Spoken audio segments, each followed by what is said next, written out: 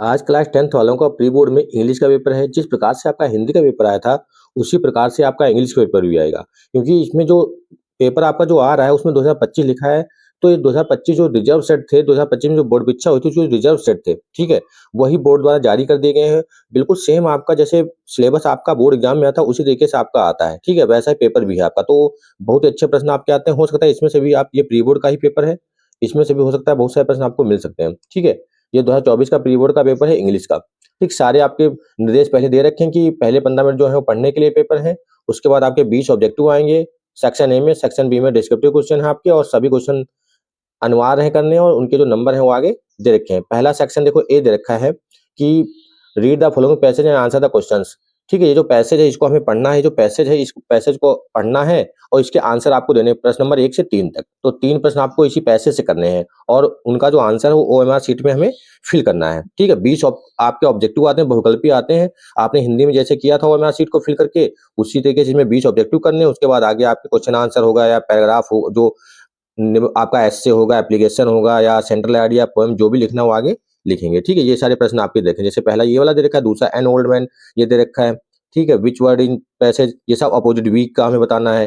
फिर आगे आपका आ जाता है क्वेश्चन नंबर 4 से 8 तक। ये आपके ये सारे ऑब्जेक्टिव आएंगे। दिस पुलिसमैन, फिर यहाँ पे डैश दे रखा है, दैट मैन, मतलब इसमें कौन सा ऑप्शन आएगा। Was arrested by, arrested for, इस प्रकार से आपको बताना है। इसका बताना है कौन सी फॉर्म वाला इसमें जो ऑप्शन दिया है वो आएगा। ये सारे प्रश्न आपके दे रखे हैं और आगे आपको दिखाते हैं। आगे इसमें ये है, ठीक है। फिर 9 नंबर 10 नंबर ये भी पैसेज से दिया है। ठीक, ये भी पैसेज आपको पढ़ना है और इसके क्वेश्चन आंसर इसको बताने हैं। ये वाला देखो ये दे रखा है, ये भी बताना है आपको। सारे 20 ऑब्जेक्टिव आपको हर पेपर में मिलते हैं। हाई स्कूल में 20 ऑब्जेक्टिव आते हैं, वो तो करने ही करने हैं। ये आपको ऑब्जेक्टिव करने हैं। 16 नंबर हो गया, 17 नंबर, ठीक है, 19 नंबर ये वाला हो गया। उसके बाद आ जाता है 20 नंबर, यहाँ पे 20 नंबर दिया है। ठीक है, फिर यहाँ दिया read the passage carefully and answer the questions.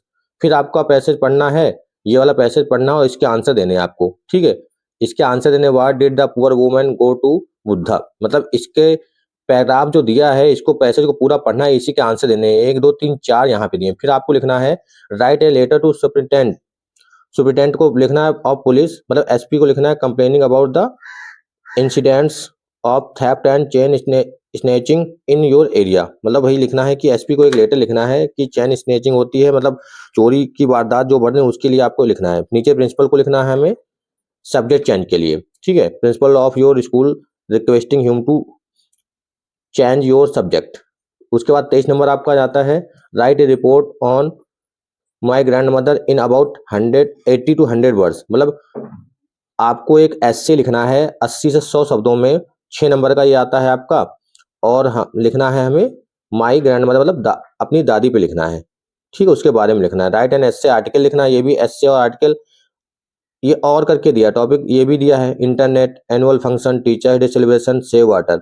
Internet पे लिखो चाहे एनुअल फंक्शन पे लिखो, वार्षिक उत्सव, टीचर डे मतलब 5 सितंबर पे जो होता है सेलिब्रेशन, सेव वाटर, पानी को कैसे बचाना है, इस प्रकार से। फिर आपका आ जाता है ग्रामर का पोर्शन, इनडायरेक्ट स्पीच बताना है, ये सब चेंज इनटू पैसिव वॉइस बताना है, पंचुएट करना है। पंचुएट में बहुत से होता है, जैसे यहाँ पे दिया है आई एम सॉरी, ठीक है, sorry sir I could not do it, जो स्मॉल लेटर में उसको कैपिटल लेटर में कॉमा लगाना है या जो इन्वर्टेड कॉमा वो सब लगाना होता है। फिर स्टोरी आपकी आ जाती है, स्टोरी दे रखी है।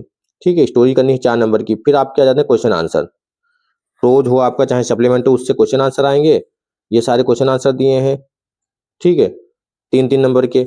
उसके बाद लास्ट में आपका ये भी क्वेश्चन आंसर दिया 60, ये 4 नंबर का क्वेश्चन आंसर है। एक करना है, any one of the following question, 2 दिए हैं उसमें से एक करना है। फिर हु आज कंपोज, ये भी आपका डस्ट ऑफ स्नो, ये आ जाता है आपका 30 से 40 वर्ड में लिखना है। ये सेंट्रल आईडी की तरह लिखना है, या तो इसमें क्या लिखना है, या तो सेंट्रल आइडिया लिख दो डस्ट ऑफ स्नो पर, या आपको पोएम याद दो 4 लाइन की। राइट एंड सेंट्रल आइडिया इसमें दिया है, अच्छा उस पर लिखना है हु आज कंपोज द पोएम, वो प्रश्न आपको उसका आंसर आपको बताना है। उसके बाद पोएम लिखना है, या सेंट्रल आइडिया भी अलग से दे रखा है, टाइगर इन द जू। ठीक है, इसका फिर 29 नंबर, इसमें भी एक क्वेश्चन आंसर लिखना है। एनी वन 2 दे रखे हैं, उसमें से एक करना है। फिर लास्ट वाला भी आपको 60 वर्ड्स में लिखना है, ये 4 नंबर का है। तो ये पूरा पेपर आपको इसी तरीके का मिलेगा। प्री बोर्ड में भाई जो सिलेबस आपका वही तो है, चेंज तो हुआ नहीं, तो आपको पूरा तैयार कर लेना है, इसी तरीके से कर देना है।